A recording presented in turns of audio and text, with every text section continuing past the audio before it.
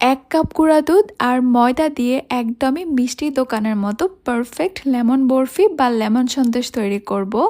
আসসালামু আলাইকুম everyone, welcome to Afsara's mini kitchen. বাসায় এই বরফিগুলো এত সহজভাবে তৈরি করার পরেও কেউ দেখে বুঝতেই পারবে না যে এগুলো বাসায় তৈরি করা হয়েছে। সবাই ভাববে মনে হয় এক্ষুনি মিষ্টির দোকান থেকে কিনে আনা হয়েছে। একবার যদি বাসায় তৈরি করেন, আমার মনে হয় আর কখনোই এই সন্দেশগুলো আপনারা মিষ্টির দোকান থেকে কিনে খাবেন না। আজকের এই লেমন বরফি বা লেমন সন্দেশগুলো তৈরি করার জন্য একটা প্যানে আমি নিয়ে নিব 1 কাপ ময়দা।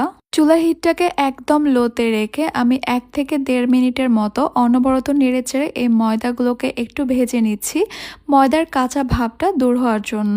ভেজে নেওয়া হয়ে গেলে এই ময়দার প্যানটাকে আমি একটা সাইডে সরিয়ে রেখে দিব। এবার অন্য একটা প্যানে আমি নিয়ে নিব 1 কাপ চিনি। 1 কাপ চিনির জন্য আমি এখানে দিচ্ছি 1/2 কাপ পানি আর চিনিটা এভাবে মেপে দিলে শিরাটা একদম পারফেক্টভাবে তৈরি হবে। এবার একটু নেড়ে চেড়ে চিনিটাকে ভালোভাবে মিশিয়ে নিচ্ছি। চিনিটা গলে যাওয়া পর্যন্ত অপেক্ষা করতে হবে। চিনিটা গলে গেলেই কিন্তু আমাদের শিরাটা তৈরি হয়ে যাবে। এই শিরাটাকে অনেক বেশি সময় ধরে জাল করে ঘন করতে হবে না। আমি আপনাদেরকে দেখিয়ে দিচ্ছি এই শিরাটা কেমন হবে। শিরাটা 1 তার বা 2 তার এরকম কোনো তার তৈরি হবে না। শিরাটা যখন এভাবে হাতে ধরবেন একটু আঠালো চিটচিটে হবে। চিনির শিরাটা তৈরি হয়ে গেছে। এবার আমি এই চুলাটাকে অফ করে দিব, তবে গরম চুলার মধ্যে এই শিরাটাকে বসিয়ে রাখবো। এবার এই শিরার মধ্যে আমি দিয়ে দিব 1 কাপ গুঁড়া দুধ। গুঁড়া দুধটা দেওয়ার সঙ্গে সঙ্গে অনবরত নাড়তে থাকতে হবে, যেন কোনোভাবেই দলা না ধরে যায়।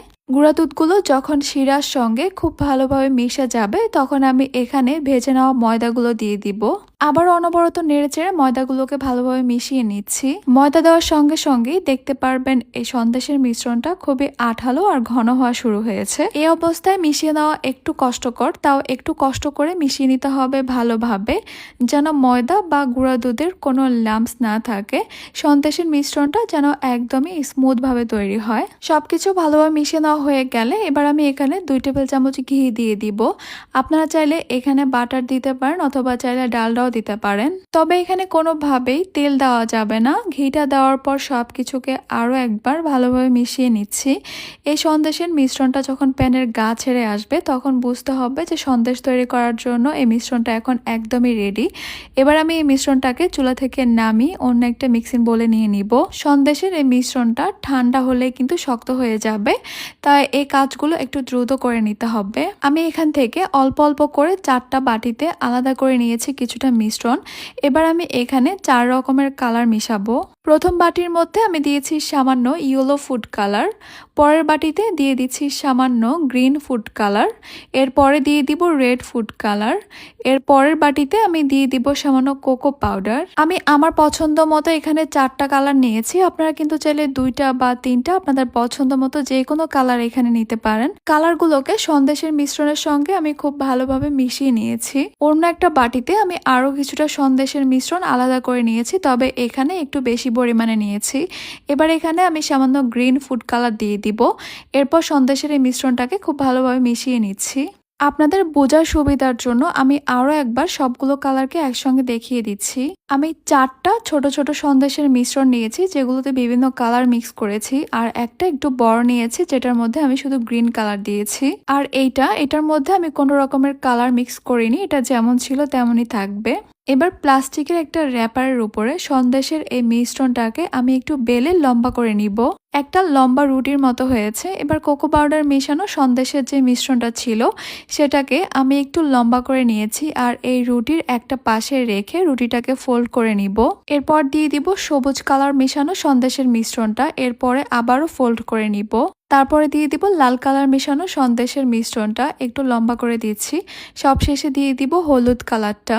এইভাবে ঘুরিয়ে ফোল্ড করে রোলের মতো করে নিয়েছি। এরপর র্যাপিং পেপারটাকে মুড়িয়ে দিচ্ছি 2 পাশ থেকে, আর এটাকে আমি এখন একটা সাইডে রেখে দিব 10 মিনিটের জন্য, কিছুটা সেট হওয়ার জন্য। আরও একটা র্যাপিং পেপার নিয়ে নিয়েছি। এবার সবুজ যে বড় সন্দেশের মিশ্রণটা ছিল সেটাকে আমি রুটির মতো করে বেলে নিচ্ছি।